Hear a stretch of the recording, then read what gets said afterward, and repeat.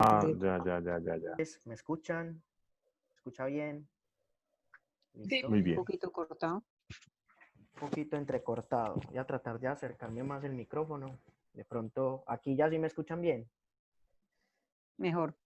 Listo. Ujú. Perfecto. Bueno, primero que nada, pues me presento. Como bien dijo el sensei Juan David, soy estudiante de Ingeniería Ambiental de la Universidad de Antioquia. Soy el senpai de la seccional Bajo Cauca, monitor deportivo de la Universidad de Karate. Y pues este espacio se hace con el fin, pues como tal, de brindar más conocimiento al respecto del arte marcial pues, que nosotros practicamos, que es Karate-Do, ¿cierto? Hoy se va a hablar en específico del capítulo o del manuscrito del libro de los 5 anillos de Musashi, ¿sí? Vamos a hablar acerca del manuscrito del fuego. En el manuscrito del fuego, pues así como un resumen, un tentempié de lo que trata el manuscrito del fuego, es más que nada como de un preámbulo de la batalla, en cómo yo analizo todos los aspectos en un encuentro, ¿cierto? Cómo analizo yo todos los aspectos que envuelven un encuentro y que lo hacen desarrollarse a favor o en contra de uno, ¿cierto? Más o menos es en ese enfoque que se habla en el manuscrito del fuego. Bueno, creo que puedo proceder aquí mostrándoles la presentación. De pronto me disculparán si en algún momento desvío la mirada. Tengo unas notas aquí al lado, debido a que hay informacioncita muy interesante que investigamos por aparte, ¿cierto? Para tener pues más claras algunas ideas. Entonces, bueno, no sé si ya pueden ver la presentación. ¿Me confirman, por favor? Sí. Listo. Bueno.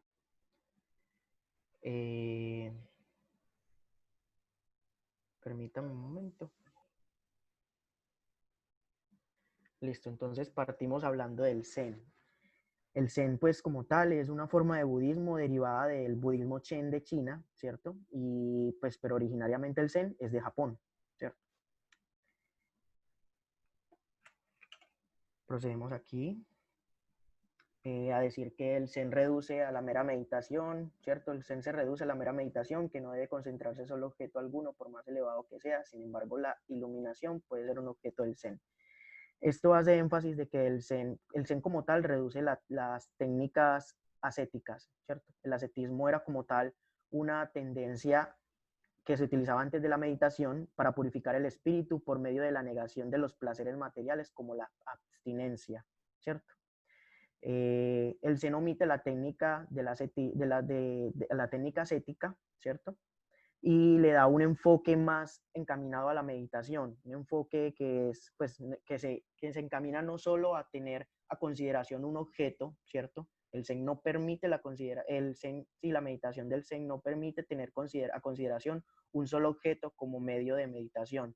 Sin embargo, como mencionan acá, la iluminación, que es un objeto, sí es habilitable o si es posible tomarla como un objeto para poder llevar a cabo la meditación del Zen, ¿cierto? Bueno, por acá les tengo el datico del Enso. De pronto si estaban preguntando qué es el Enso es como tal una palabra japonesa que significa círculo, ¿cierto? El significado del Zen es círculo.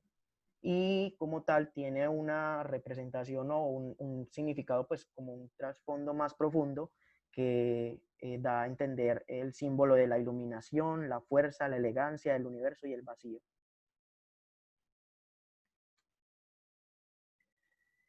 De hecho, qué pena, ahí hago un pequeño aporte sobre el Enso. Leí un poco acerca de que los maestros, pues en general de las artes marciales o aquellos que practican el budismo, a lo largo de su vida se dedican a practicar este círculo.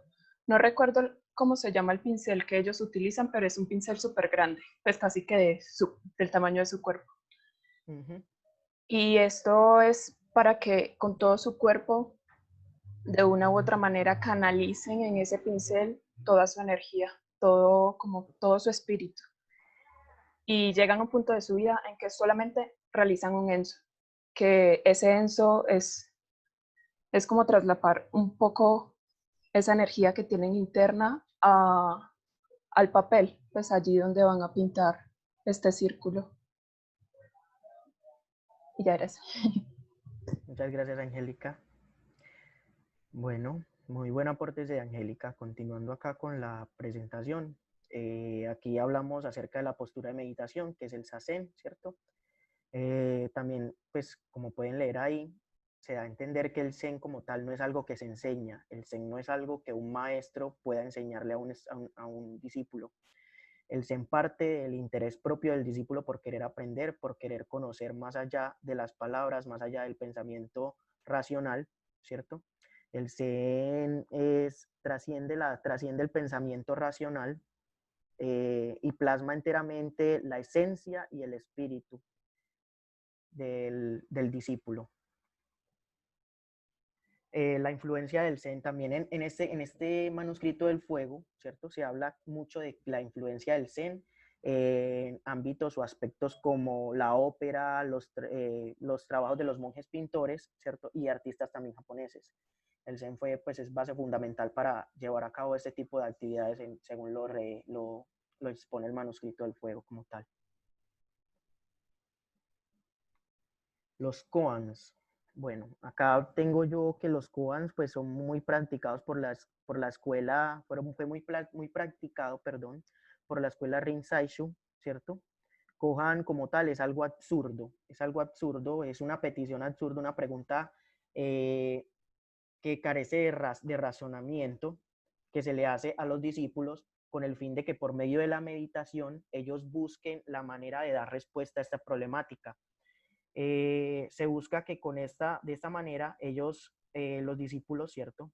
Todos podemos ser discípulos, los discípulos, que el discípulo trascienda del pensamiento racional, que piense más allá, que medite y que no, o sea, que no le dé tantas vueltas al hecho de pensar cuál es la respuesta, sino que inmediatamente cuando se alcance la respuesta mediante la meditación, sea algo que fluya, sea algo que nazca natural, ¿sí? Esa es la idea de los koans como tal, pero como tal, pues si no me entendieron, los koans son esas preguntas que los maestros le hacen a un discípulo con la idea de que ellos piensen, mediten y se desprendan de ese raciocinio común para que cada vez se encaminen más a esa iluminación que es la que busca la meditación del Zen, ¿cierto? A continuación, pues, les quiero mostrar un videito. Si ese enlace aquí va, pues, para un video, ¿cierto? En un momento. Están viendo ya todos YouTube, ¿cierto? Sí. Listo. Buenas noches a todos.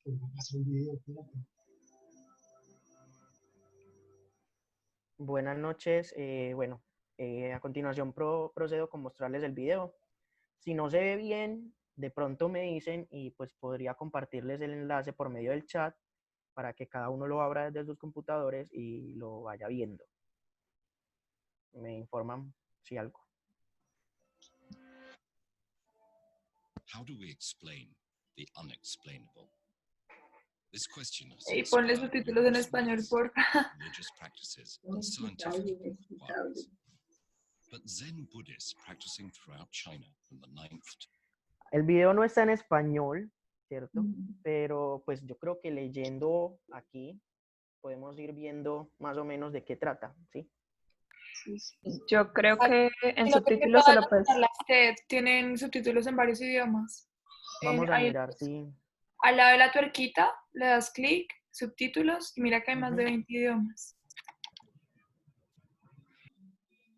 Yo quería hacer un pequeño aporte, si me permiten, es muy sencillito, pocos segundos, sobre el Hágale, tema. claro. Gracias. La gente, el común, que no han estudiado un poquito estas cosas, generalmente dicen, ponga la mente en blanco, ¿cierto? Pero los monjes dicen que en realidad no se puede poner en blanco, y para eso es que dan los koans. para que uno trabaje y en cosas como ilógicas. En el momento que alguien te dice Irankarapte, y esta palabra no pertenece a ninguna lengua, es como tú decías, una cosa absurda, una invención, una palabra compuesta de la nada. En ese momento, mientras tu mente se vuelve a esa cuestión que quieres aclarar, a esa palabra, a esa idea, en ese momento es como si dejaras de pensar en las cosas cotidianas que acostumbra por inercia la mente a estar ahí pensando, revolviendo las ideas que están ahí hechas. Entonces, los koans también permiten trabajar eso.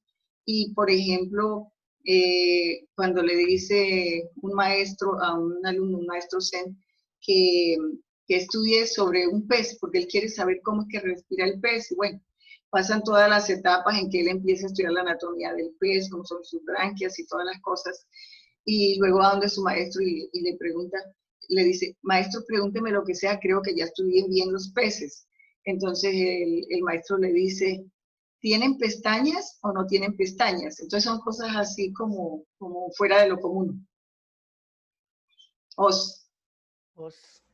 Gracias. Exactamente como dice la Sensei Mirna, ¿cierto? Los koans son precisamente eso, o sea, después de que ya da respuesta a una pregunta, esa pregunta puede desencadenar otra pregunta que inclusive pues puede seguir haciendo que el discípulo siga pensando y pensando y pensando y pensando. La idea es siempre encaminarlo a que se aleje de ese pensamiento racional, ¿sí? A que se aleje del pensamiento racional de que todas las respuestas tienen una explicación lógica, ¿sí? Entonces eso es lo que busca como tal los koans, promover la meditación.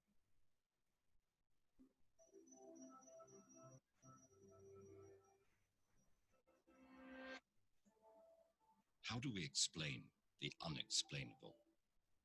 This question has inspired numerous myths, religious practices, and scientific inquiries. But Zen Buddhists practicing throughout China from the 9th to 13th century asked a different question. Why do we need an explanation? For these monks, blindly seeking answers was a vice to overcome, and learning to accept the mysteries of existence was the true path to enlightenment. But fighting the urge to explain the unexplainable can be difficult. So, to help practice living with these mysteries, the meditating monks used a collection of roughly 1,700 bewildering and ambiguous philosophical thought experiments called koans. The name, originally Kung An in Chinese, translates to public record or case. But unlike real-world court cases, koans were intentionally incomprehensible. They were surprising, surreal, and frequently contradicted themselves. On the surface, they contained a proverb about the Zen Buddhist monastic code, such as living without physical or mental attachments, avoiding binary thinking, and realizing one's true Buddha nature. But by framing those lessons as illogical anecdotes, they became tests to help practicing monks learn to live with ambiguity and paradox. By puzzling through these confusing cases, meditating monks could both internalize and practice Buddhist teachings. Hopefully, they would let go of the search for one true answer and trigger a spiritual breakthrough. Since these are intentionally unexplainable, it would be misguided to try and decipher these stories ourselves. But like the monks before us, we can puzzle over them together and investigate just how resistant they are to simple explanations. Consider this koan illustrating the practice of no attachment. Two monks, Tanzen and Aikido, are traveling together down a muddy road. Ahead, they see an attractive traveler, unable to cross the muddy path. Tanzen politely offers his help, carrying the traveler on his back across the street and placing her down without a word. Aikido was shocked. According to monastic law, monks were not supposed to go near women, let alone touch a beautiful stranger. After miles of walking, Aikido could no longer restrain himself. How could you carry that woman? Tanzen smiled. I left the traveler there. Are you still carrying her? Like all koans, this story has numerous interpretations. But one popular reading suggests that despite never having physically carried the traveler, Aikido broke monastic law by mentally clinging to the woman. This type of conflict, examining the grey area between the letter of the law and the spirit of the law, was common in koans. In addition to exploring ambiguity, koans often ridiculed characters claiming total understanding of the world around them. One such example finds 3 monks debating a temple flag rippling in the wind. The first monk refers to the flag as a moving banner, while the second monk insists that they are not seeing the flag move, but rather the wind blowing. They argue back and forth until finally a third monk intervenes. It is not the flag moving, nor the wind blowing, but rather the movement of your minds. One interpretation of this koan plays on the supposed wisdom of the arguing monks. The first asserting the importance of the observable world, the second favouring deeper knowledge we can infer from that world. But each monk's commitment to his own answer blinds him to the other's insight, and in doing so defies an essential Buddhist ideal, abolishing binary thinking. The third monk identifies their conflict as a perceptual one. Both arguing monks fail to see the larger picture. Of course, all these interpretations only hint at how to wrestle with these koans. Neither the wisdom from practicing monks before us, nor the supposedly wise characters in these stories can resolve them for you. That's because the purpose of these koans isn't reaching a simple solution.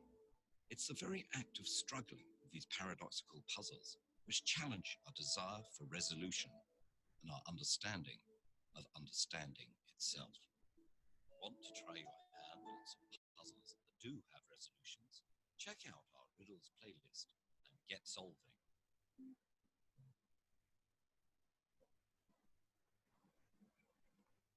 Bueno, ¿qué tal les pareció el video?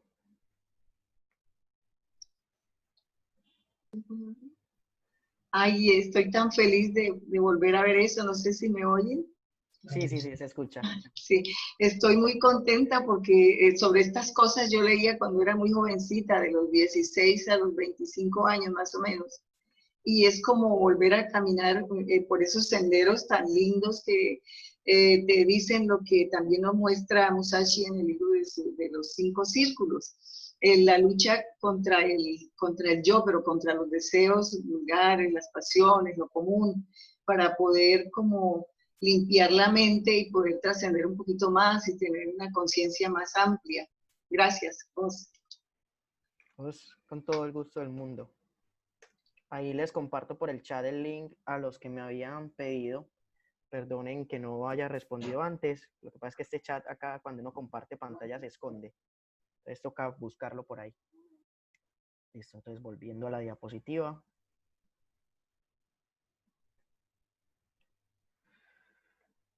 Bueno, como se vio pues en la presentación, ahí dan claros ejemplos de qué son koan, ¿cierto? Como el que se ve en la imagen, cuando el monje que carga a la mujer es abordado con la pregunta de su compañero de por qué había cargado o había tocado a esa mujer, pues porque había tenido contacto con ella, porque se había aferrado a ella. Y él le responde diciéndole que él la dejó allá donde la soltó, que si él pues todavía seguía cargando con la mujer. Y pues ese tipo de cosas, ese tipo de preguntas más o menos son lo que son un koan, ¿cierto? Acá hay otros ejemplos de koan en la presentación, como cuál es el sonido de una sola mano, ¿cierto? Ahí se les deja de tarea para que piensen cuál es el sonido de una sola mano. Y cuando un árbol cae en un bosque, hace ruido si no hay nadie para escucharlo. Bueno, continuando acá con la presentación. No, pero es que iba a decir lo de los monos. Seguimos acá con el relato de los caballos de Yoritomo, ¿cierto? Es una historia muy popular en Japón, ¿cierto? Que ronda en la época en la cual estaba como, había como, ¿cómo decirlo? A ver, estaban en víspera del shogunato de Minamoto no Yoritomo, ¿cierto? El shogunato de Minamoto, no Yoritomo. Alrededor de esta historia se desenvuelve pues esa víspera del shogunato, y una guerra creciente y latente, ¿cierto? Como les dije, esa víspera en la batalla se dio alrededor del río Oji. Las tropas de Yoritomo buscaban librar una batalla contra el daimyo, ¿cierto? Que es un señor feudal llamado Kiso, quien se rebeló contra el emperador. Ese era el fin de la guerra. Aquí pueden ver pues más o menos los personajes involucrados, ¿cierto? Y las locaciones. Como ya les mencioné, el shogunato era, pues el que estaba ascendiendo al shogunato era Minamoto no Yoritomo, se dio alrededor del río Uji. El daimyo Kiso, que fue el que se rebeló contra el emperador, Kiso Yoshinaka. Y pues hablamos de Kojiwara Kagesue, quien fue uno de los principales generales del ejército de Yoritomo, junto con Sasaki Takatsuna, que fue otro de los generales, de los de más confianza en ese ejército que se estaba preparando para la guerra. La historia relata de cómo, o sea, ellos presentaban una creciente rivalidad, ¿cierto? Por siempre ser los mejores, cada uno pues desde su flanco de vista quería ser superior al otro.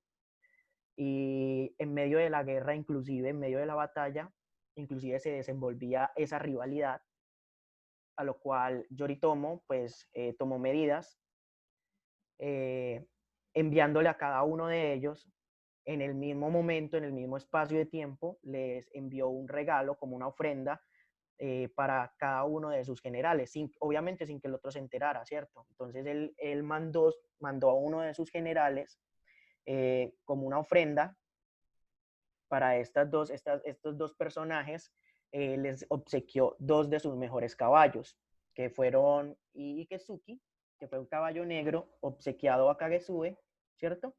Y Suruzumi, que fue el caballo blanco, obsequiado a Takatsuna. Obviamente ellos tomaron al no enterarse de que eso había sido al mismo tiempo las ofrendas, el ímpetu de cada uno, de pronto el ego, creció en cada uno al hacerse con un regalo tan importante, ¿cierto? Por parte del shogun, pues el general, antes de ascender a shogun, perdón, Yoritomo, ¿cierto? Estos caballos eran de los favoritos de Yoritomo. Cada uno respectivamente conocía a los caballos y hacían gala de lo fuertes, lo ágiles que eran para el campo de batalla. Eran caballos excepcionales, ¿cierto?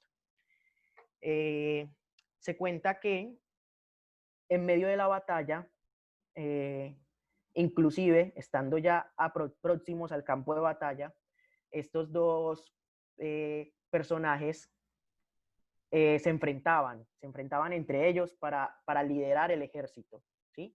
Puesto que el general que liderara el ejército era el que iba a tener como tal la fama, se iba a glorificar por la hazaña del triunfo en la batalla, ¿cierto? Mientras que ellos estaban compitiendo por ver quién iba a ser el general que iba a liderar como tal la batalla, ninguno le daba tregua al otro, debido a que tanto ellos como los caballos tenían habilidades y facultades muy igualadas, ¿cierto? Entonces ninguno le daba tregua al otro de poder adelantarse, de tomar la delantera en la cabecera del ejército, acercándose a la batalla. Dado un momento determinado, Takatsuna le dijo a Kagesue: cuidado con tu cincha. La cincha como tal es la hebilla que sujeta la silla del caballo, ¿cierto? Entonces Takatsuna le dijo a Kagesue que se fijara en la cincha de su caballo. Kagesue bajó la guardia, se fijó en la cincha del caballo y Takatsuna aprovechó para adelantarse, liderando como tal el ejército a la victoria. La guerra se ganó, la batalla como tal se ganó. Este acto que hizo Takatsuna obviamente fue tomado como una enorme ofensa para Kagesue, el cual, buscando venganza después de haber terminado la batalla, iba a atacar, a arremeter contra contra Takatsuna, y justo en el momento en el que iba a desenfundar su espada, muchas manos lo tomaron y lo levantaron, al mismo tiempo que también levantaron a Takatsuna, ¿cierto? Levantaron a Takatsuna y a Kagesue. Estos eran todos los soldados quienes les estaban dando la gracia, los estaban exalzando por haber liderado, por ser los líderes de la batalla y por llevarlos a la victoria. Después de este momento, pues Kagesue y Takatsuna fueron muy amigos, ¿cierto? Limaron todas las asperezas y pasaron de ser, ¿cómo decirlo?, rivales a ser amigos. Y en silencio, desde una esquina sentado, Yoritomo estaba sentado observando todo en silencio y viendo cómo su plan había funcionado. Esa es la historia de los caballos de Yoritomo. ¿Sí? Ya uno pensará, ¿será que Yoritomo todo lo tenía pensado, todo lo tenía planeado para que la guerra se ganara de esta manera? ¿Cierto? Pues ahí ya uno empieza a pone a volar el pensamiento crítico para determinar qué tan factible fue el plan de Yoritomo y por qué con su sabiduría fue en realidad el más hábil partícipe de la batalla, ¿cierto? Bueno, aquí es una ilustración, ¿cierto? Aquí se ve más o menos relatada la historia que les acabé de contar.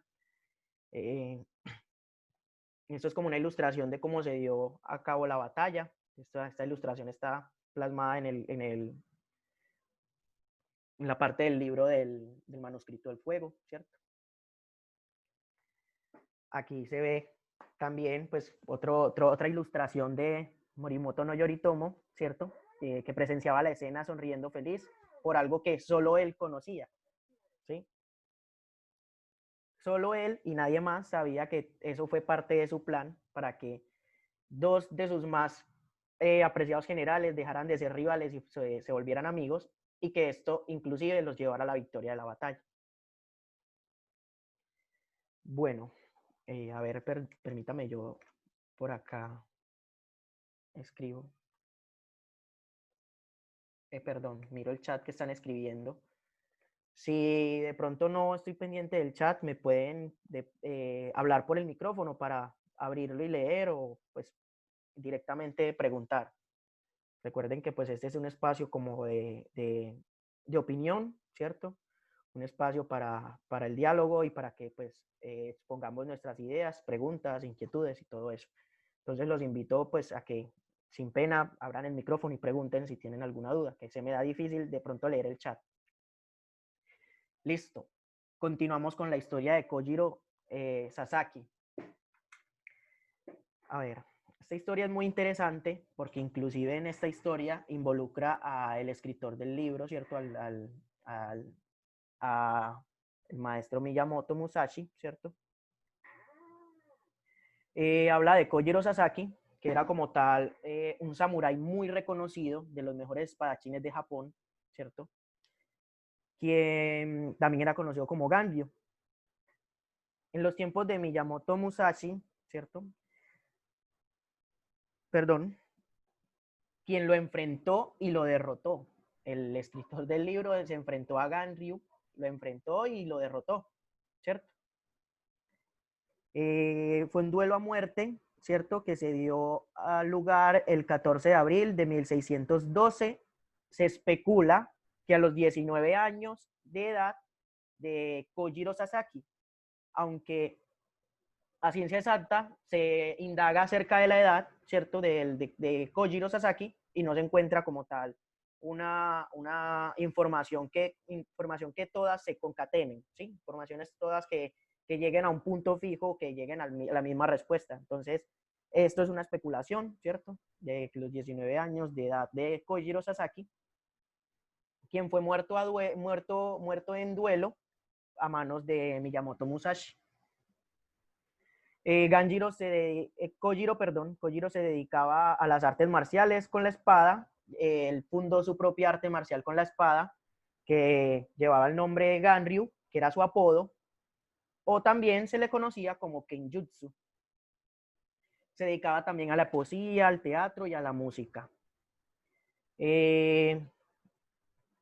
Musashi y Kojiro pues se enfrentan como tal en duelo. Esta historia tiene muchas versiones, ¿cierto? Y en todas esas versiones, el único punto en común que hay es que se llega a la conclusión de que Musashi ganó, ¿cierto? Y Kojiro murió en duelo, ¿cierto? Kojiro se rehúsa a luchar con Musashi porque Musashi no era tan reconocido como él, ¿cierto? Ellos, en el libro se dice que Musashi pues apenas era conocido en esa época, mientras que Kojiro ya tenía pues mucho renombre. Y estos dos fueron invitados por Nagaoka Sodo a una isla. Y en esa isla pues era donde, como tal, donde se iba a llevar a cabo el combate. Los invitaron a esa isla a combatir para medir fuerzas. Pero Kojiro Sasaki se rehusaba a luchar contra Musashi porque él no era tan reconocido como él, no tenía los reconocimientos como guerrero, entonces él lo veía como algo sin sentido, ¿sí? Cuentan que Musashi llegó al encuentro que se llevó a lugar en la playa de la isla, llegó al encuentro 3 horas tarde, y esas 3 horas tarde, Kojiro se enojó demasiado porque lo tomó como una falta de respeto, ¿cierto? Al encuentro y al duelo, lo que estaban teniendo, lo tomó como una falta de respeto esa tardanza y emocionalmente perdió los estribos. ¿Por qué? Porque se enojó, él se enojó demasiado, ¿sí? Él estaba ya, pues, de cierta forma desestabilizado, se había enojado mucho con Musashi por la tardanza. Cuentan que cuando Musashi llegó en su balsa a la playa de la isla donde estaba arreglado el encuentro y sin tan solo haber puesto todavía un pie en la isla, en la playa, Kojiro arremetió contra él, ¿sí? Kojiro atacó y pues viendo como tal en vista de que Kojiro atacó pues con los sentidos dispersos, cegado por el enojo, ¿sí? Dicen que parte de los factores fundamentales que llevaron a la victoria de Musashi se especulan, son especulaciones, ¿cierto? Pero lo que sí es seguro, y de lo que relata Musashi, es que en el manuscrito del fuego es uno de los principales factores para ganar una batalla, ¿sí? Es aprovecharse de la estabilidad emocional del contrincante, aprovecharse de las debilidades del contrincante para poder llevar a cabo la victoria. Musashi desenfundó el boken y con el boken le propinó un golpe en la cabeza a Kojiro, lo cual pues finalmente llevó a su muerte, ¿cierto? En las historias pues se especula que Musashi esperó que todo esto del retraso de 3 horas en realidad fue una estrategia, ¿sí? Para esperar el ocaso. El ocaso, justamente, y pues, le daba en la espalda a él. Eso es otra cosa que se habla del manuscrito, en el manuscrito del fuego. Se dice que el combatiente que quiere llevar el liderazgo de la batalla tiene que tener presente no solamente las condiciones de su oponente y las de él, sino también del entorno que lo rodea, ¿cierto? Musashi dice que se relata la historia de Musashi que era el atardecer, ¿sí? Ocurrió en el atardecer la batalla. Entonces, en la historia se especula que Musashi esperó el atardecer, ¿cierto? Porque cuando él llegaba a la isla, el sol estaba a contraluz, él estaba a contraluz, ¿sí? El contrincante Kojiro estaba a contraluz, lo cual le daba un ambiente favorable a Musashi para poder, pues, para tener la delantera en la batalla. Se dice que por este factor de que el sol pues le daba directamente en la cara y cegó a Kojiro, fue que Musashi tuvo la oportunidad de asestar el golpe, ¿sí? Otras especulaciones que hacen hablan acerca de que el boken de Musashi era más largo, ¿sí? Pues como tal ya le mencioné también que el retraso fue algo premeditado, que era una estrategia para afectar la estabilidad emocional del contrincante y aprovecharse de esa ira, ¿sí? Y de el impulso del contrincante para atacar sin premeditar. Esto, bueno, continuando acá, esa es la historia de Kojiro Sasaki. Bueno, permítame un momento. aquí hay un videíto, ¿cierto? Que nos muestra como de una forma más detallada una representación de dicha batalla. Permítanme y se los comparto.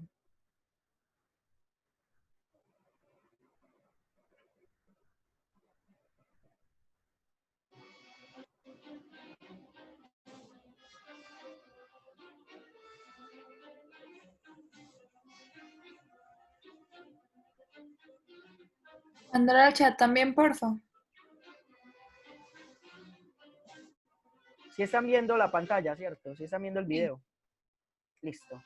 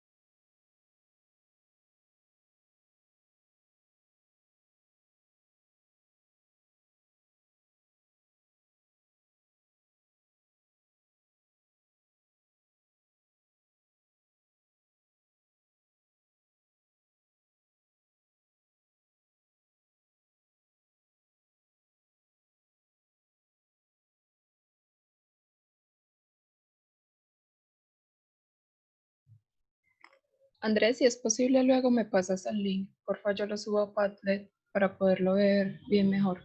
Bien, después. Tienes el micrófono silenciado si estás hablando. Sí, perdón.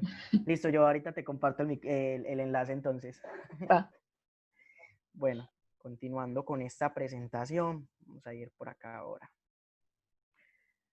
Bueno, ¿qué más se dice sobre este cuento, cierto? Acá lo que les mencionaba anteriormente, algunos detallitos sobre que el motivo del retraso fue para aprovechar el ocaso, ¿cierto? La longitud del boken respecto a la espada de Kojiro era mucho más grande, ¿cierto? Y pues que la gran fama de Kojiro se ve reflejada, esto es un dato interesante, que la fama de Kojiro ya se ve reflejada en el nombre de la isla, ¿cierto? Se llama Ganryujima, la isla se llama así en honor a Kojiro, que murió pues ahí en las playas de la isla. Actualmente la isla es un santuario, ¿cierto?, de especies, no está habitada, simplemente sirve, tiene una densa vegetación y sirve como refugio para muchas especies de aves, reptiles y uno que otro mamífero, ¿cierto? Bueno, esto es toda la presentación por hoy. Les cuento, pues, esta era nuestra última partecita. Ahora, con respecto al manuscrito del fuego, ya sabemos que habla como tal de aquellas ventajas, ¿cierto?, que puede uno tomar a la hora de un encuentro, de un combate. Sabemos que, pues ya les mencioné que el manuscrito del fuego habla acerca de esos detallitos, ¿cierto? Entonces la idea es, ahora les voy a hacer una preguntita pues de algo de lo que hablan ahí en el manuscrito del fuego. Hay unos títulos, unas palabritas claves, ¿cierto?, que si bien pues las expresan y las describen en el manuscrito, me gustaría pues de pronto escuchar las opiniones personales acerca de qué consideran ustedes que es, en primera instancia, qué consideran ustedes que es advertir la desintegración en el Heijo, ¿cierto? Escucho. Participemos, hagamos más movida esta dinámica. ¿Me puedes decir, porfa, qué es el Heijo? El Heijo es el entorno de la batalla, ¿sí? El entorno del encuentro, el entorno del combate como tal, ¿sí? El Heijo es el duelo.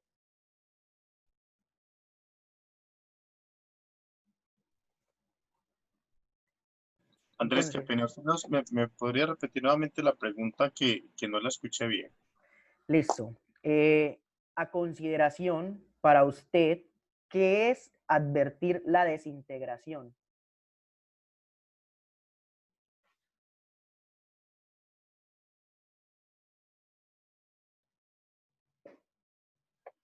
Podría ser como el momento en el que en determinado combate su oponente empieza a decaer en cada una de sus técnicas, a decaer como en las fases de combate, como cuando usted puede tener la sensación de que el hombre o la mujer o el contrincante que esté frente a usted ya no puede continuar más combatiendo y empieza a fallar, empieza a ganar el cansancio, como empieza a desfallecer. Es para mí como esa parte de la desintegración. De pronto complementar un poquito, el Heijo es el camino del sable, es el camino del manejo de la espada o del combate como tal, ¿sí? Eso lo hablamos en la primera sesión. Eso es como lo que yo pienso que es advertir esa desintegración, cuando ya empieza ese contrincante a ceder terreno, a cansarse más, a empezarse en el instante en que comienza a verse vencido. Percibir que se ha debilitado. ¿Pueden hablar? Hágale. Sensei Andrés. Senpai, no sensei. Ah, senpai, ok. Estamos igual. 25 años de senpai. Bueno, pienso que la película de lo que va a pasar se la hace, por ejemplo, en este caso Musashi, y él lo que pretende es desestabilizar la mente del contrincante y se pinta ya en su mente todo lo que va a pasar. Usted nos explicaba, con el solo hecho de llegar tarde, ya él va teniendo ventaja y el cálculo de la luz y del sol y de todos los factores del ambiente en contra de la otra persona, de su contrincante y en favor de él. Y sobre todo pienso que es el desbalance mental, es como mi percepción, Gracias. Oiga, vea, eso que menciona Mirna es muy interesante, ¿cierto? Con respecto a las historias que comentamos o que hablamos ahorita, porque, bueno, hay muchos puntos a favor y creo que el sensei Juan David dio en el clavo con que es el advertir la desintegración. Entonces, con respecto a las historias que comentamos, ¿ustedes dónde creen que se advirtió la desintegración del contrincante? Hay puntos claves en las historias de las que hablamos en las cuales se advierte la desintegración del contrincante y se aprovecha esta situación a favor de uno.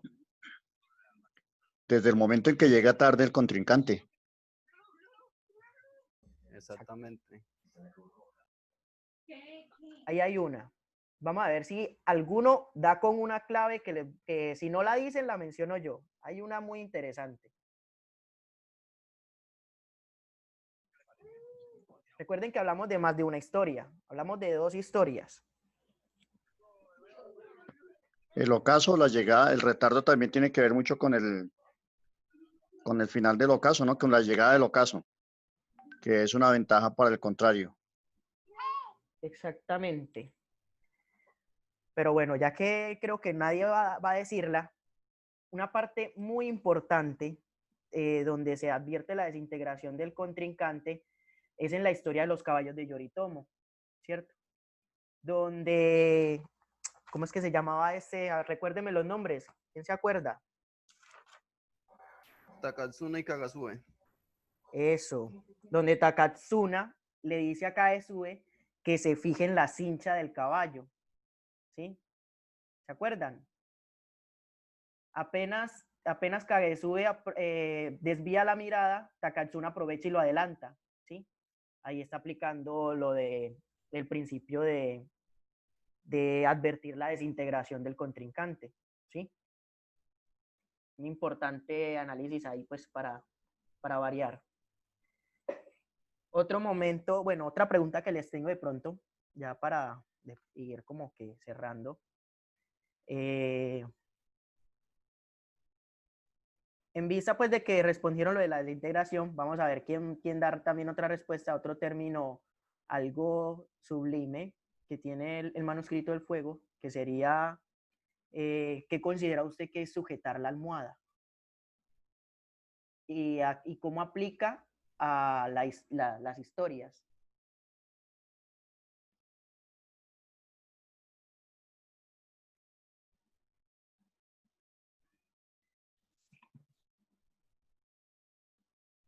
Nadie.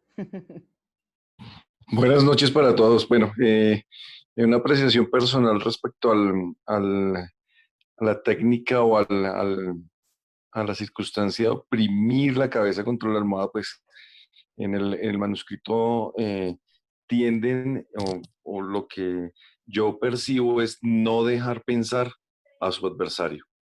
No dejar pensar, y cuando él dice levantar la cabeza, no dejar que él piense y vea el entorno y vea las circunstancias del combate, no dejar pensar.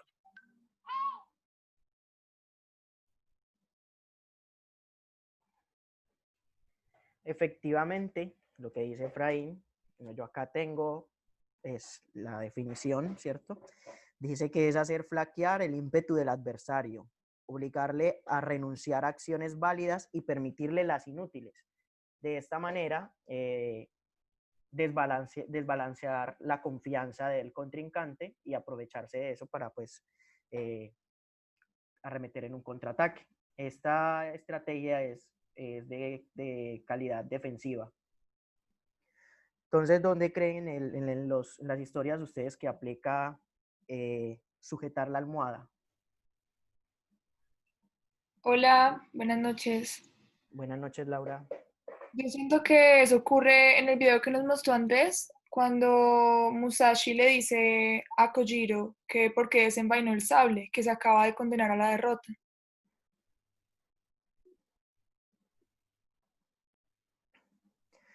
Bueno, sí, efectivamente, ese es válido. ¿Quién más tiene otra? Otra apreciación.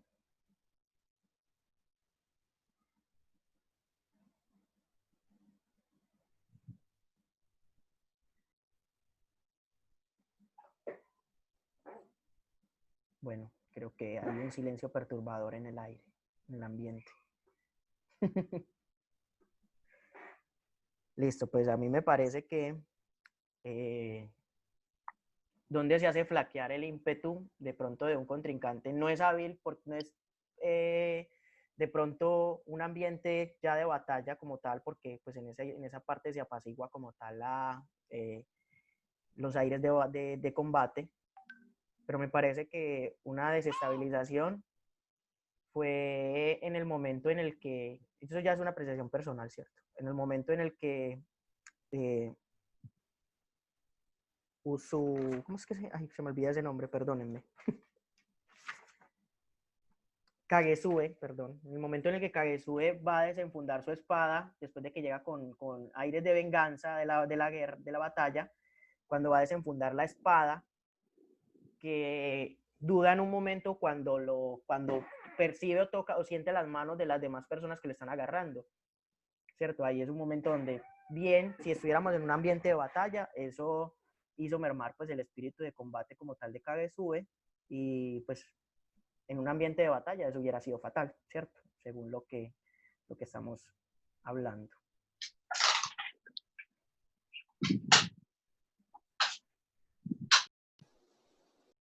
Entonces, bueno, yo creo que no siendo otro el motivo, esa fue de pronto lo que les quería hablar acerca del manuscrito del fuego, Sensei Juan David. Bueno, aquí hay como algunas observaciones que me parecen importantes como tener en cuenta. La primera es lo que se habló del Zen en el principio. Es importante decir que tuvo una influencia muy importante en esta primera parte, por lo menos desde el punto de vista en Okinawa. Es importante porque toda esta parte del Zen fue transmitida directamente de China a Okinawa, que es la parte más cercana que tiene China respecto a Japón. Es importante hablar que en la época en la que estamos hablando de Okinawa, Okinawa era un país diferente de Japón. No hacían parte del mismo reino. Esta influencia Zen fue fundamental porque era una influencia de reflexión, de meditación, de paz, de no uso de armas, y fue lo que llevó a esa dinastía Shō que reinaba desde la época de 1400 en Okinawa hasta 1609 aproximadamente, lo que llevó a que no utilizaran ningún tipo de armas. Y pues al no tener armas, la invasión del clan Satsuma, que era de los más importantes clanes en este periodo de Tokugawa o el periodo del Edo, en el año de 1609, fue lo que hizo que Okinawa pudiera caer más fácilmente. Entonces, se ve claramente la poderosa influencia que tenía ese movimiento Zen, esa reflexión Zen en esa época. Otra de las cosas que me parecen importantes acá cuando hablamos de los koan, hay muchísimos koan. Me parece importante, muy importante, hablar de uno que pues es muy famoso y que ya lo habíamos de pronto en algunas sesiones abordado. Sí, me gustaría de pronto compartírselos. Es una paginita aquí rápida que las quiero compartir. Dice acá: es conocida la historia de Nan-in, un maestro japonés que vivió en la era Meiji, y lo que sucedió con un profesor universitario que fue a visitarlo intrigado por la afluencia de los jóvenes que acudían al jardín del maestro. Algo más o menos parecido le pasó al sensei Jairo Blanco en alguna oportunidad que estuvo en la Universidad de Vermont en Burlington dictando alguna conferencia también acerca del tema del arte marcial. Dice: Nain era admirado por su sabiduría, por su prudencia y por la sencillez de su vida.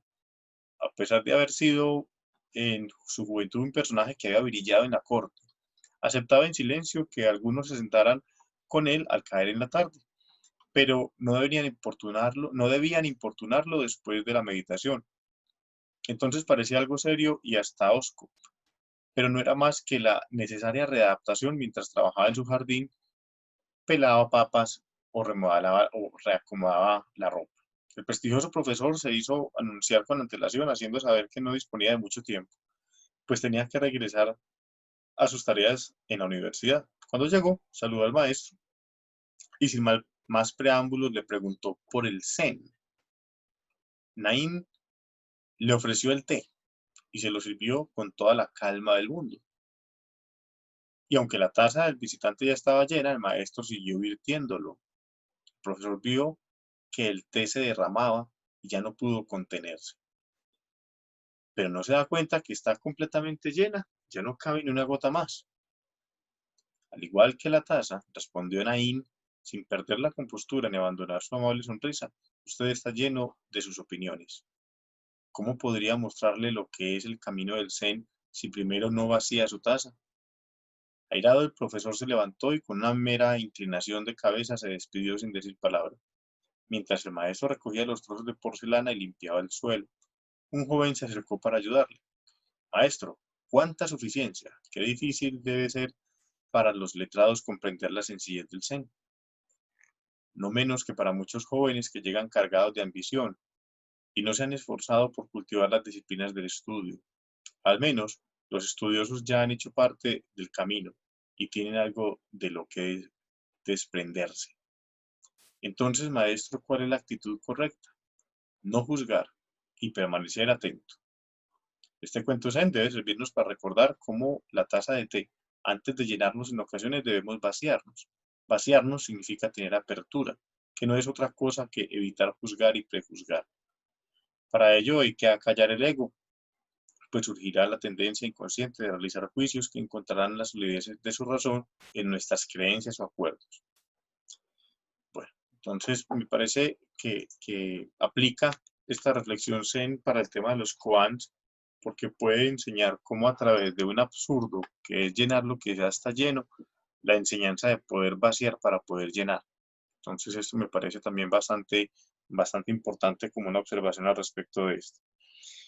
Respecto al tema, pues a lo que nos expone Andrés de los caballos de Yoritomo, preguntaba, bueno, que cómo había sido, o entendí yo que pensábamos de esto. Yo pienso que fue una estrategia, es una poner en tensión o en la evaluación una estrategia militar y pues de una forma bastante arriesgada, sobre todo en esa época de una batalla como tal, poner evaluar una estrategia militar que ya se había pensado que podría tener algún tipo de éxito con dos excelentes líderes. Entonces, me parece también importante pues que se corrió un riesgo importante, pero con la certeza de que había un éxito liderado por parte de estas dos personas. En el contexto de la historia del duelo de Koichiro Sasaki, cuando llega a esta isla que nos cuenta que sucede en 1612. Bueno, respecto al tema de los caballos de Yoritomo, es importante también decir que en esa época de 1188 estaba Japón en una gran transición entre el periodo Heian y el periodo Kamakura. Entonces era muy normal que existieran muchas batallas entre diferentes clanes. Hace 15 días, y pues está disponible para que lo miremos en las memorias que nos compartió muy gentilmente Angélica en el chat, el video donde el señor Hiroshi Kaneko nos contaba que Japón estaba pues muy subdividido en esa época feudal y no había pues como como un sentido de nación, ¿cierto? No había un sentido como de Estado como tal, entonces era normal que los clanes estuvieran como peleándose de diferentes territorios.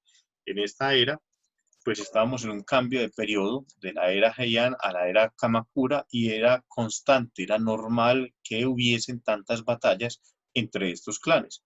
Diferente a la época en la que ya nos contaba mucho más allá, pues 500 años después, 400 años después de 1188 hacia 1612, lo que nos contaba Andrés también del duelo de Koichiro Sasaki en esta isla.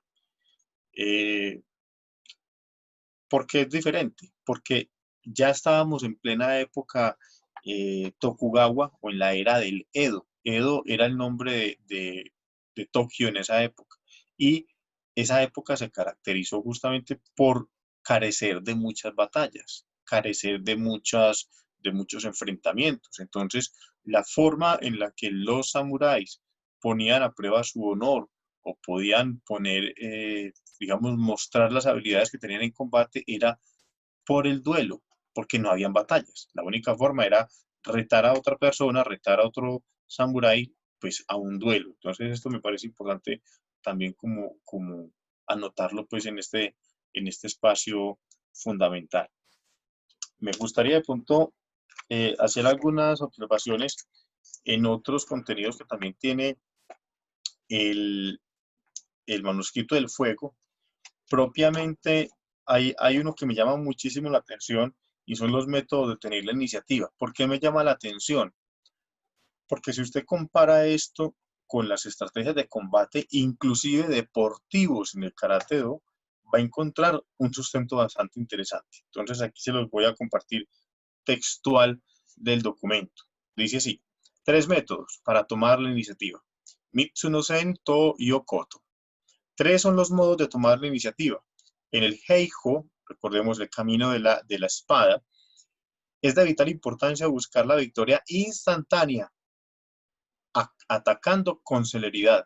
¿Por qué hago énfasis en esto? Porque Matsumura y Funakoshi fueron los dos grandes maestros que pretendieron llevar lo que hoy conocemos como el Karate Do a la mayor eficiencia. Ese Hikenisatsu, que es el principio de matar de un solo golpe. Entonces, ese principio del Hikenisatsu, pues lo encontramos desde 1600, que fue escrito este libro, 1645 para ser más precisos. Bien, entonces habla de 3 formas de llevar esa iniciativa. La primera de ellas es el Ken-no-sen. Es la primera de las 3 iniciativas y consiste en adelantarse al enemigo. Se ha de hacer de manera que el ataque sea muy violento y veloz, prestando no obstante atención a no derrochar todas nuestras energías. Esto se puede vincular con las técnicas de combate del DEAI, del famoso DEAI, que nosotros también lo tenemos en las técnicas pues, sencillas de combate. ¿Sí? Bien. El otro es el Tai-no-sen. Lo confundía yo con el Tatai-no-sen. El Tai-no-sen dice: el segundo tipo de combate, de ataque, debe utilizarse si el adversario avanza agresivamente. Y en este caso nos mantendremos inicialmente a la espera, inmóviles, mostrando indiferencia. Luego, tan pronto como este esté a nuestro alcance, nos desplazaremos de un lado para golpear con violencia. Este principio en el combate, o cómo lo podemos traer con las técnicas del Tai-Sabaki, es esquivar a esa persona que está viniéndose y luego poder contraatacar. Bien. Y este otro es el Tatai-no-sen. El tercer ataque ha de ponerse en práctica en el momento en que su adversario pretenda tomar la iniciativa. Se debe atacar en el instante en que él ralentiza la acción, percibir su punto débil y coordinar de inmediato una rápida expiración. O si el enemigo ataca con calma y inestabilidad, cuando se acerque para haceros caer, golpear de repente y lograr la victoria. Bien, este Tatai-no-sen es de los puntos más difíciles que en el karate mismo se puede encontrar para poder tomar un ataque. ¿Por qué? Yo lo explicaba, creo que fue en la sesión del jueves en la noche, si mal no estoy, que era actuar en el instante intermedio en el que el adversario tiene la intención de atacar y la va a ejecutar con su cuerpo. O sea, técnicamente sería casi que adelantarse, como casi con la intención de que su adversario vaya a atacar. En ese que no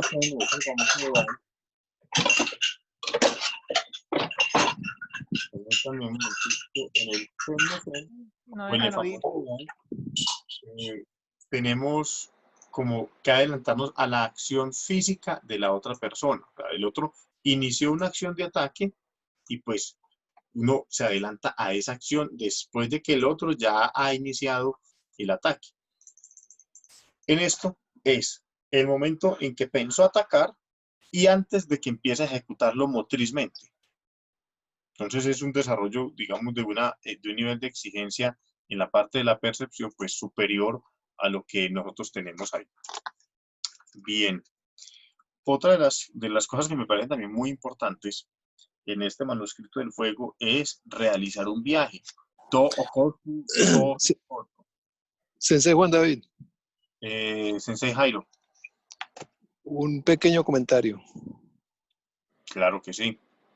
o un par de comentarios.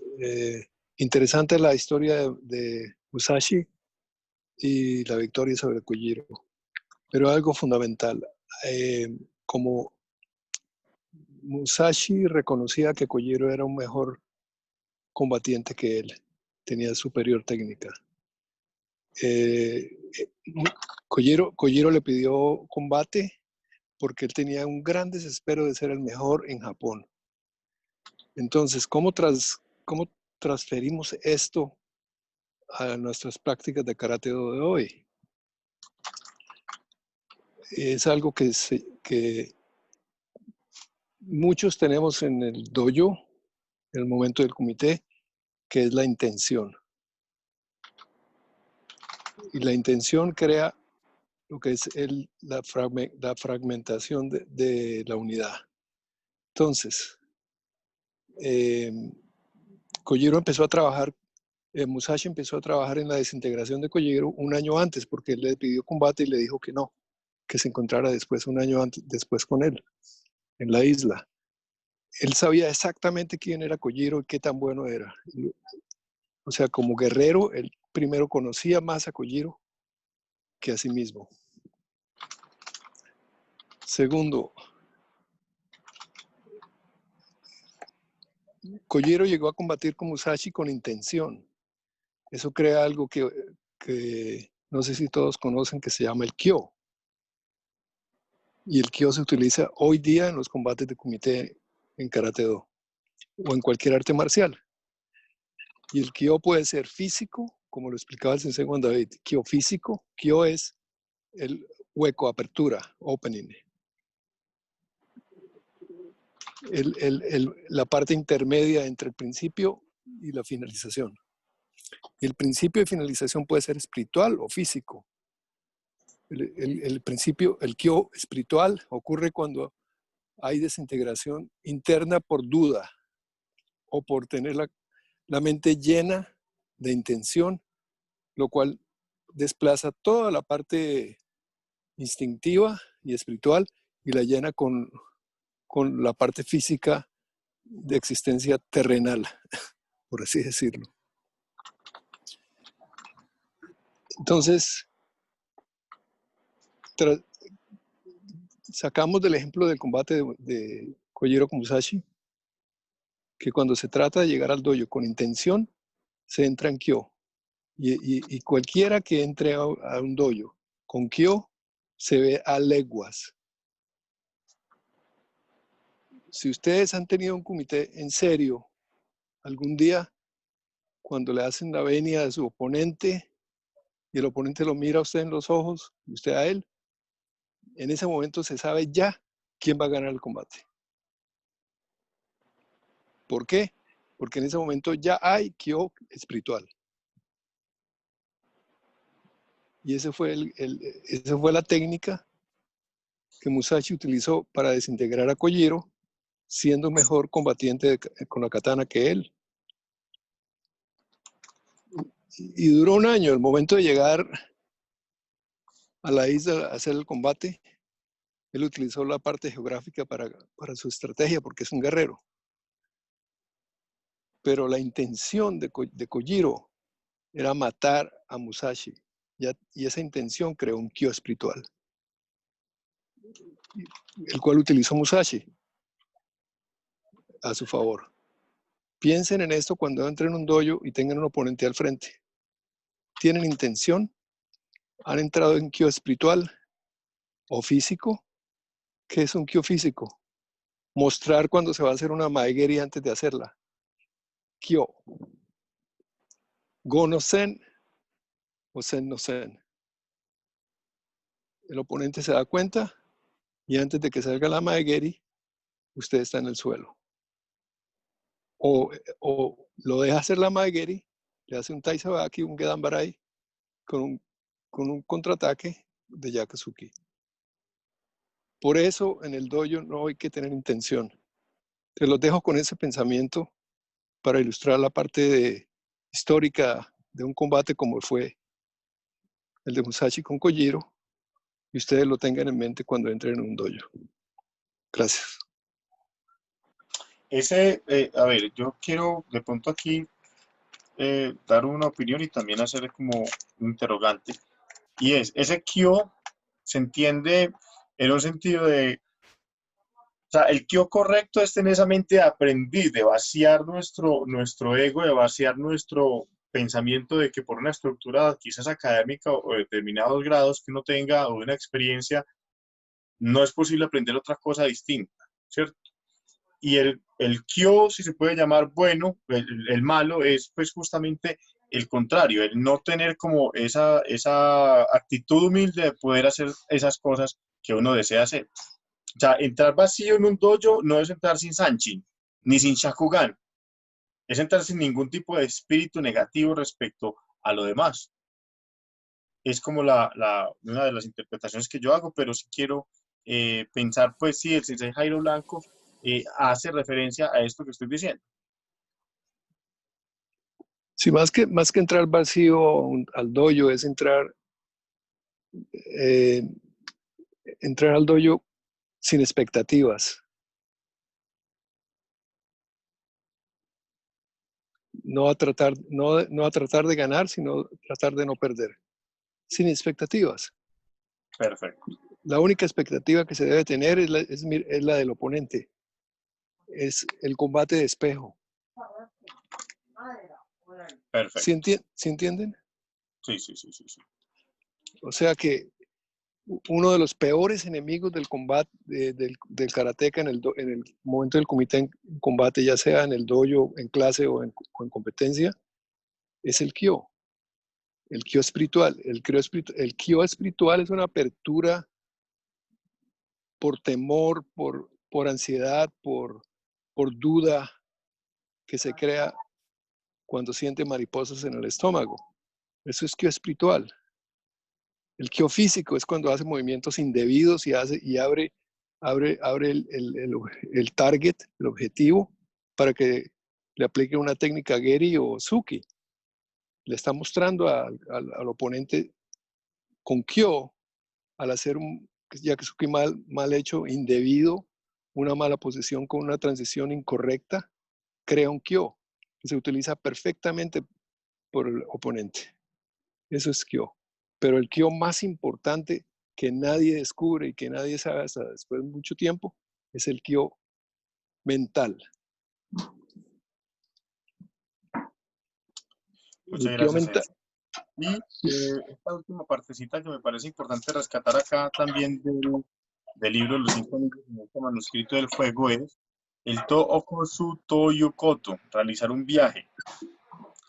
En el curso de la vida de un hombre son muchas las situaciones que debe afrontar. Realizar un viaje o atravesar un estrecho son una de ellas.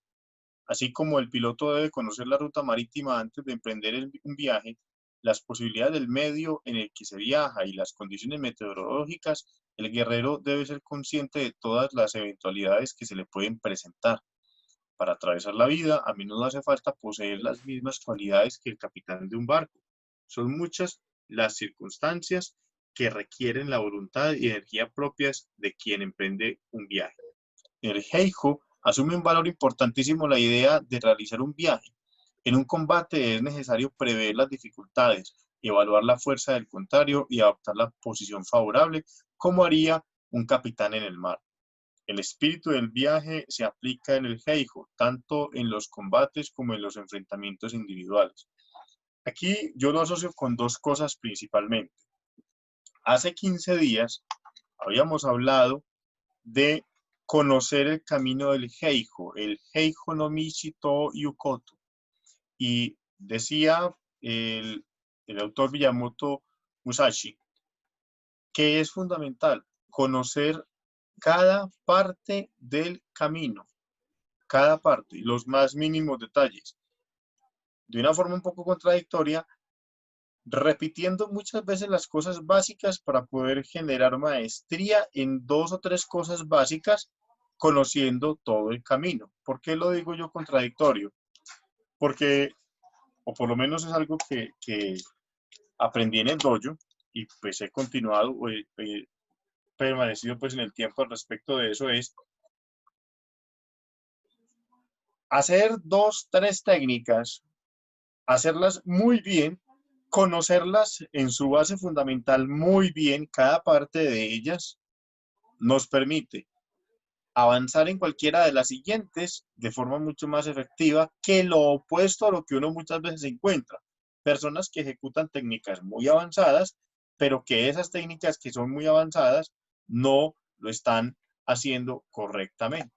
Entonces, hacen un gran volumen de técnicas, pero no tienen maestría en ellas, sino que el deber ser, según tanto este manuscrito del fuego como el manuscrito de la tierra, es conocer muy bien lo básico, lo fundamental de 2, 3 técnicas para poder tener mayor maestría en ellas y que las otras que sean más avanzadas sean muchísimo más simples después de realizar. Por eso se repite siempre lo básico, siempre el Quijón. Hago un comentario, Sensei Juan David. Oh, Sensei. Nosotros siempre en el Club Budokan hemos, bueno, por lo menos en nuestra época, nuestra intención y nuestro trabajo se basó solamente en las 5 Heiyans. No había desespero ninguno por aprender las katas avanzadas de cinturón negro y tampoco las conocíamos. Después de entrenar 5 años, 5 katas solamente, 5 años, 5 katas solamente, cuando descubrimos las Basai Dai, Soy el único que no está Kankudai, escuchando. Enpi y las demás katas, fue una transición muy sencilla. Por eso cuando veo cinturones verdes, naranjas haciendo Basai Dai, Kankudai, me pregunto, ¿cuál es el desespero de creen que aprender más katas es saber más? Es al revés. Es saber menos y saberlo excelente y llevarlo a la perfección. Cuando se entra ya en el estudio del karate, se llegan a hacer las otras katas y ya hay una base sólida e inmovible, lo cual va a crear una kata avanzada perfecta. O no perfecta, sino mucho, mucho más clara que los que no entrenan las Heian por 5 años. Entonces, eso es algo que los principiantes no entienden. Creen que saber más katas es saber más karate. No. Hacer Yakazuki y Oizuki perfecto es saber karate. Hacer combinaciones de 3 patadas con Mawachi, Maogeri, Yokogeri, combinación, vuelve. No es saber más karate. Es hacer más movimientos, es saber conocer más movimientos, pero saber karate es hacer un movimiento perfecto. 1, tal vez 2 y tal vez 3. Gracias. Sensei, muchas gracias. Bueno, desde el punto de vista, digamos, del contenido académico, pues se aborda ya por completo lo que consideramos del manuscrito del fuego. Me gustaría como escuchar las observaciones y las apreciaciones ya en términos generales por parte de todos ustedes.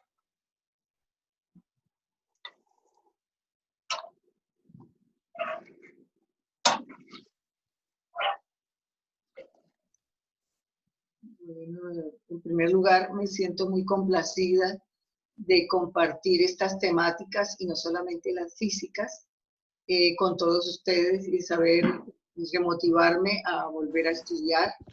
Les cuento que en cuarentena he cogido libros sobre el karate, mi camino y todas estas cosas. Van 6 libros y trato de analizarlos, de sentirlos y qué bueno encontrar un apoyo en este grupo.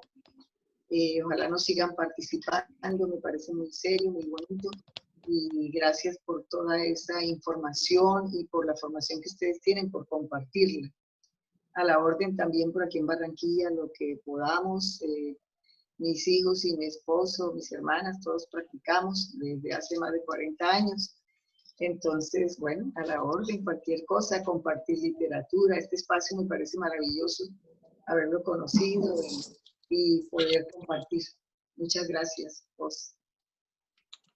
Muchísimas gracias. Es importante que Mayra, le invito a que revise el link que Angélica nos compartió, porque ahí va a poder encontrar no solamente las memorias anteriores, sino también otros textos, otros PDFs que están ahí puestos, y pues las publicaciones como tal de lo que estamos haciendo en estos clubes de lectura. Entonces, que lo estamos haciendo todos los viernes a las 7 de la noche en este mismo espacio. Muchas gracias.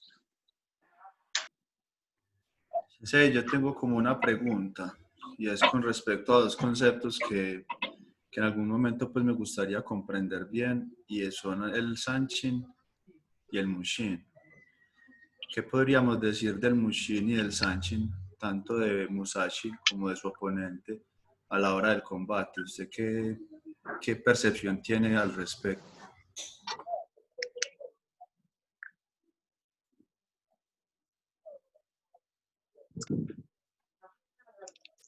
Bueno, la mía propia.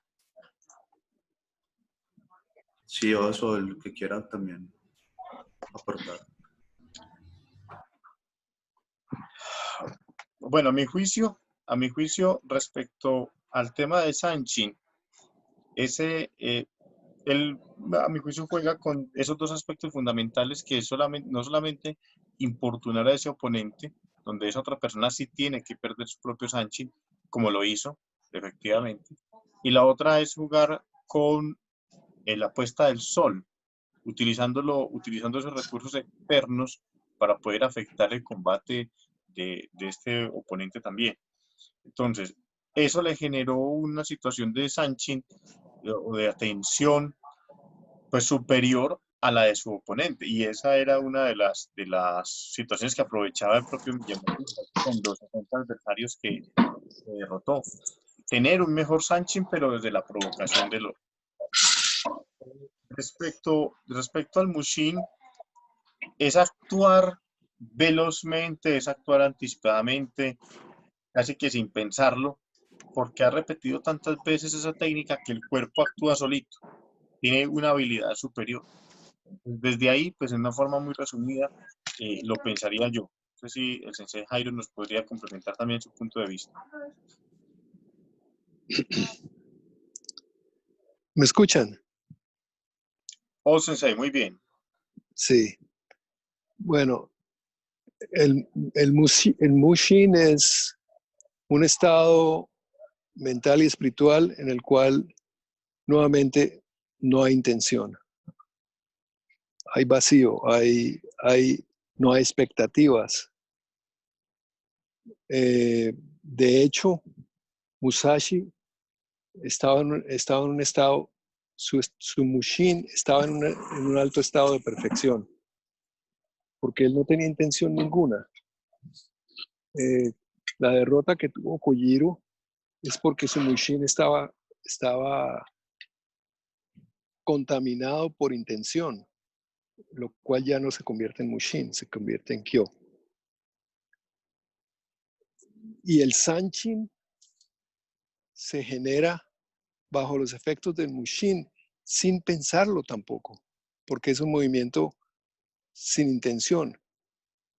Cuando se entra a pensar, yo quiero ganar, yo quiero como el momento que Kojiro vio a Mushin, él quería matarlo, él tenía intención, él quería ser el mejor en Japón, él quería que escribieran libros sobre él quería ser Entonces, yo quiero. No crea Sanshin, porque la mente está ocupada con intención. Es fundamental la unión del Sanshin con el Mushin para crear el movimiento perfecto. ¿Por qué? Porque con Sanshin y con Mushin no van a haber movimientos que se van a poder contrarrestar porque no los telegrafía, no son intencionados. Si hay una desconexión del Mushin y el Sanshin, se desbalancea el momento del ataque o del contraataque y cae bajo el asedio del oponente. Así es que lo veo yo en el contexto del comité.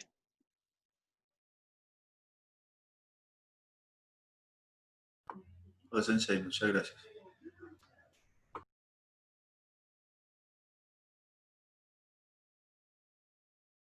Bueno, ¿alguna otra observación?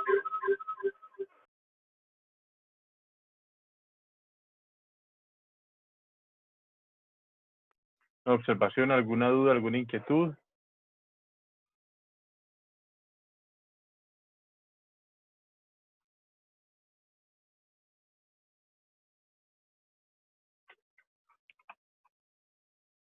Bueno, siendo así, entonces vamos a dar por finalizado nuestro encuentro del día de hoy. El próximo viernes vamos a tener el manuscrito del viento, Kase no Maki, para poder terminar ya casi en la parte última, que es el manuscrito del vacío. Son manuscritos que me parecen bastante importantes que podamos ir como revisando y retomando. Recuerden que esos textos están todos en la columna que muy gentilmente nos está colaborando Angélica Cordero con esas publicaciones. Y bueno, agradecerle a todos ustedes la participación. Me parece muy enriquecedor ese espacio, me parece muy chévere que hayamos estado participando. Felicito ampliamente a Andrés Felipe, creo que nos hizo una excelente exposición, un muy buen estudio al respecto de lo que nos correspondía el día de hoy, un trabajo académico que me parece bastante importante. Agradecerle a Jairo Blanco, fundador del dojo de karate de la Universidad de Antioquia en 1974, que ahorita está siguiendo permanentemente las enseñanzas, primero con el sensei Mori, luego con el sensei Takahashi, ahora con el sensei Isami Shiroma, allá en Burlington, en New York, en Estados Unidos. Pues sacar este espacio, porque yo sé que tenemos una hora más tarde allá en Burlington, y pues la trasnochada es un poquito más fuerte para él, y mañana toca madrugar, porque mañana tenemos tarea con el sensei Isami Shiroma, que ha estado preguntándome que bueno, y usted que no vino, y entonces la tarea de la historia, y que no sé qué. Pues ya tenemos por ahí cositas pendientes para mañana en ese entrenamiento. Y bueno, y a todos ustedes también por estar aquí con nosotros, muchas gracias a los senseis invitados, muchas gracias. Sí, claro que sí, Brian. Sensei, buenas. Quería recordarles lo que les estaba preguntando tanto al Sensei Juan David como al Sensei Jairo Blanco hace más o menos un mes sobre la sentencia de movimiento es no movimiento y no movimiento es movimiento. Y quería relacionarlo precisamente con... ya se vio el Sensei. Quería relacionarlo con lo del Zen, porque me parece que son palabras que no dicen nada para producir alguna filosofía analítica. Eso es totalmente una contradicción, pero para alguien que quiere ver con otros ojos y palpar este conocimiento con los sentidos, pues habla demasiado. Entonces quería dejar como eso ahí, simplemente para terminar. Y muchas gracias. Si nos deja algo la enseñanza que nos dejó Musashi, es primero eliminación del ego en el dojo. Segundo, el ego lleva intención y la intención crea pérdida. Entonces la pureza del entrenamiento del karate es, por eso la mística del entrenamiento nos da la satisfacción en el dojo que no, y descubrimos esas satisfacciones que no son medallas ni trofeos. Esa es la mejor satisfacción en el dojo, descubrir que nuestro ego ya no prima, sino que se crea una libertad espiritual y mental con un poderío del karate que es imparable y no entendible por el oponente, porque no lo entienden. ¿Por qué él es tan bueno? Y la respuesta es porque él tiene mística en el karate. ¿Y qué es mística? Mística es entender lo que estamos escuchando hoy día. Gracias.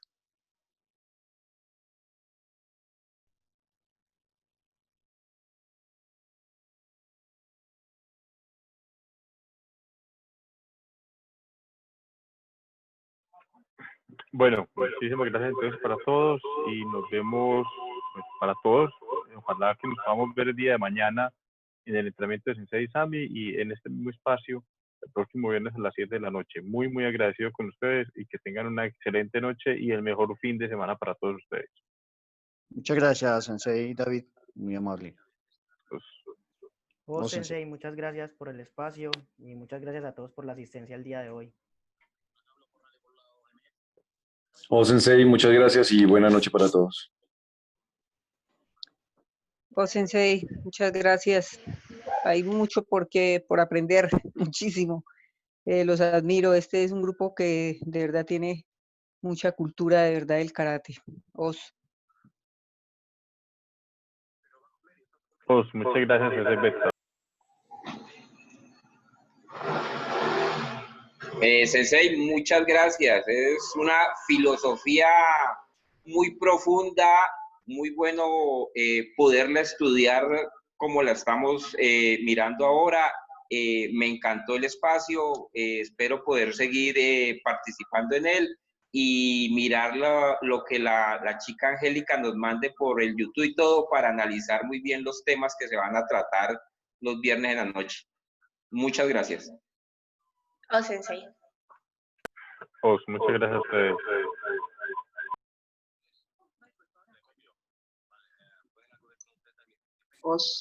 Muchas gracias. Sensei David, Gracias. muchas gracias. Y buenas noches para todos, muy amables. Muchas gracias.